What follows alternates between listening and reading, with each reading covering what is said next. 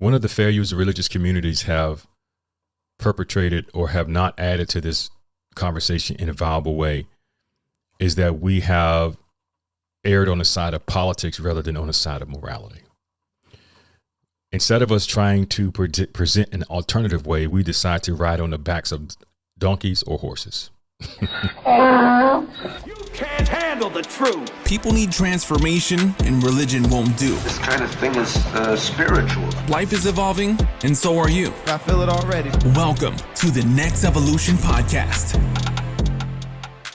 Based on how I've described the church, has not done a good job of presenting an alternative viewpoint.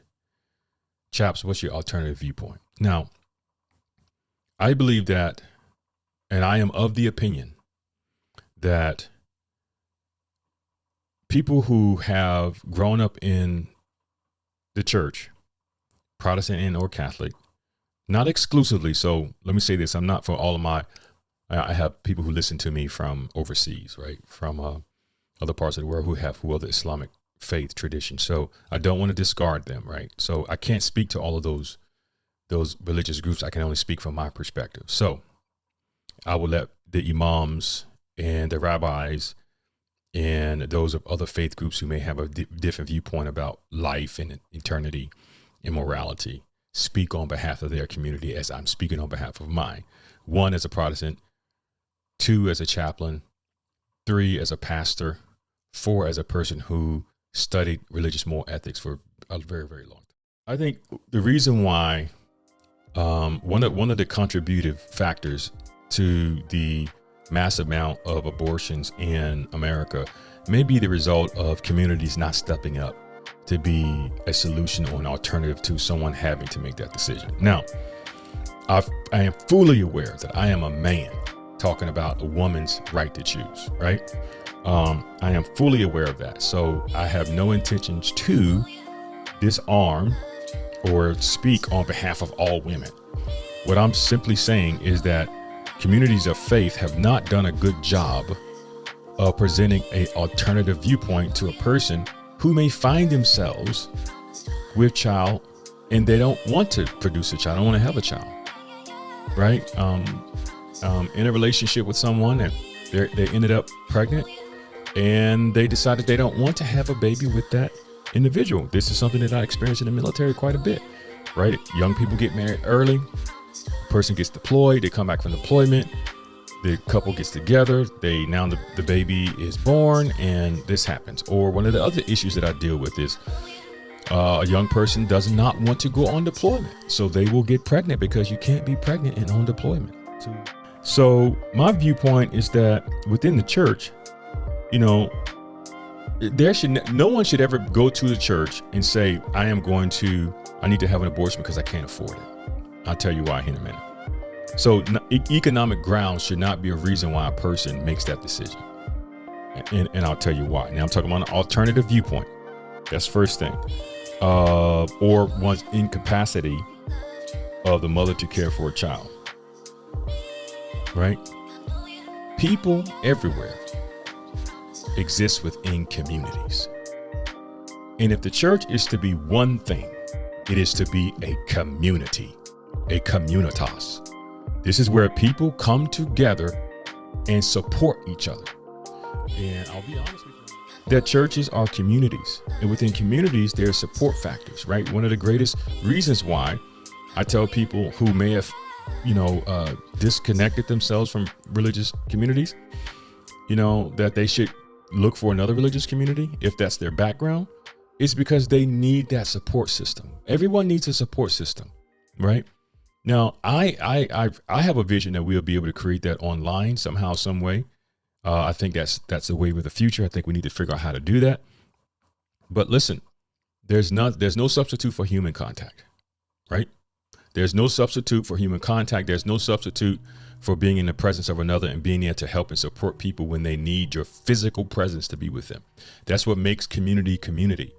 I was thinking about a preacher, Fred Craddock, who was, I think he was from the, not the Ozark, but from the Appalachia mountainous area, or he lived there or retired there. And he talked about churches was sitting around the fireplace on a Friday night or Saturday evening or Sunday afternoon and talking about how they're going to help people who need their grass cut, or help fix a car of a single woman who can't afford to take her car to the auto place to get it fixed, that the men in the church or the people in the church will surround them and get that done for them.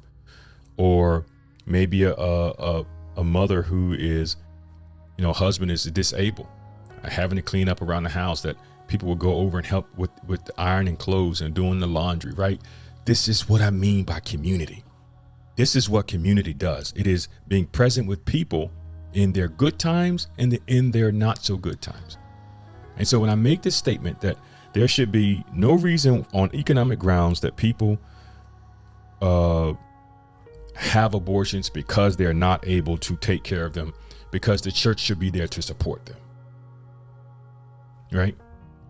Years ago, I took care of 14 foster boys. Years ago, I did that. And it was tough work. And it was a very expensive to do. And one of the young men that I served, he had been repeatedly abused between the age of 6 and 10 years old. So much so that he had to wear a diaper because he was brutally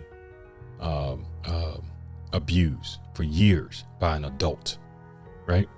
So I know what it's like to be present with people who are suffering, people who have cancer, people who are dying at 30 years old because they have a brain fungus. And I've stood there with the wife and the children and walked with them through that process, right? That's what communities do. So one of the alternative moral visions that I'm speaking of is that I know that part of community is developing the ability to show empathy. Number 2, to be present. That's what community does. And in essence, that's what religious communities are to be.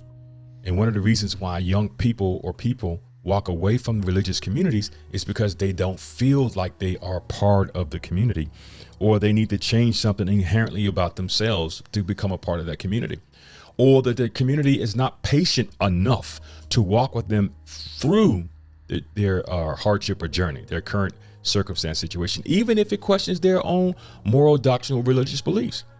But you walk with people through their journey. That's what religious communities are there to do. What am I saying? I'm saying it's about sharing. It is the community's responsibilities to create whatever structures necessary to provide for the mother and the child. And then, as it relates to the church, in this issue, like on the ground level, I'm talking like boots on the ground. I'm not talking about from the Supreme Court, 30,000 viewpoint, 30,000 foot point of view, right? I'm talking from a ground level. What can I do to be the change in the world? What can I do to help? Instead of getting in debates on these different social audio platforms, no, how can I participate in the issue?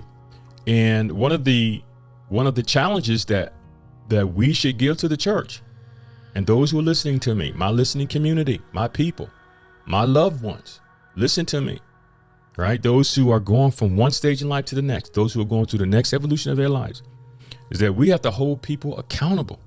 And that one of the ways that we create a greater moral vision for our world is to provide alternatives for people who find themselves in desperate situations and they don't know what to do.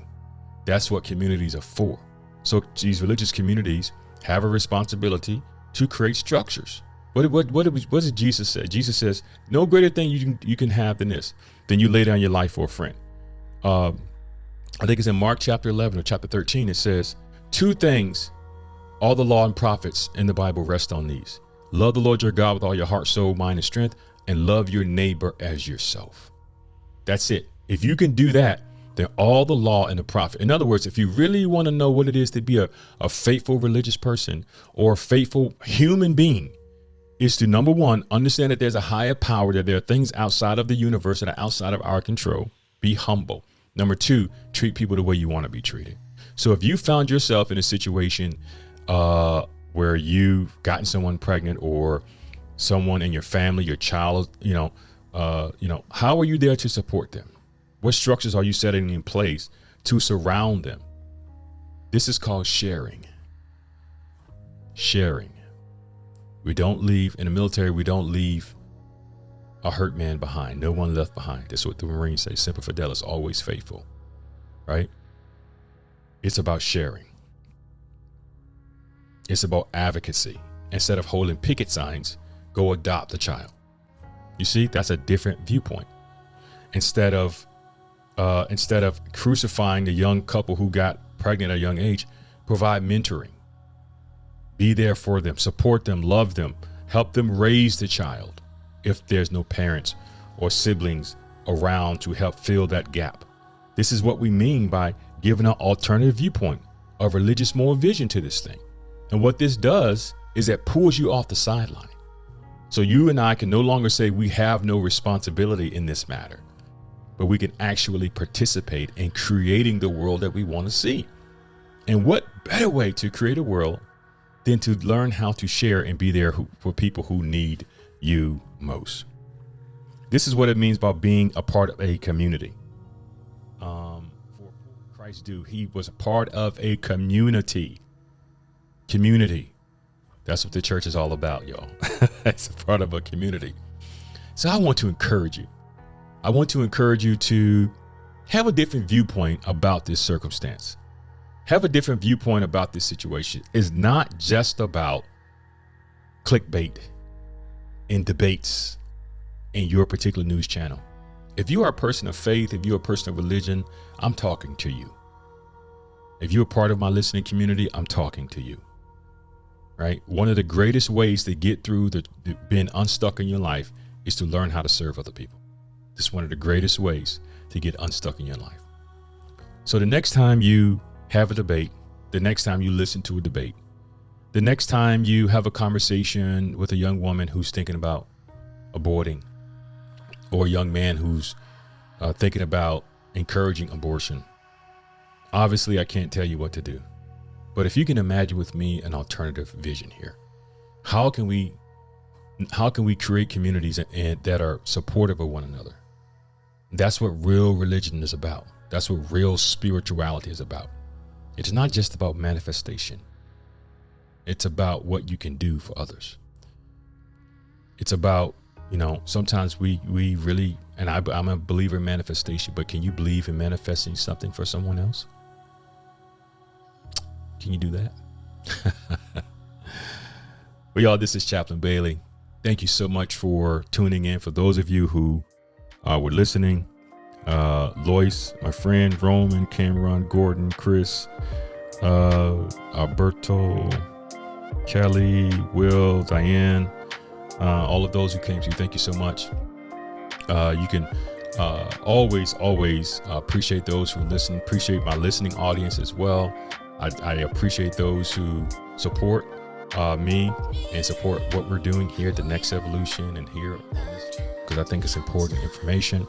chapstalk.org. You can follow me on Instagram. Would love to connect with you and see what blessings you can bring to our community, our wisdom community, as well as our YouTube page, Next Evolution, the YouTube page, and our podcast. You can subscribe to Apple, Spotify. That helps a lot. Why?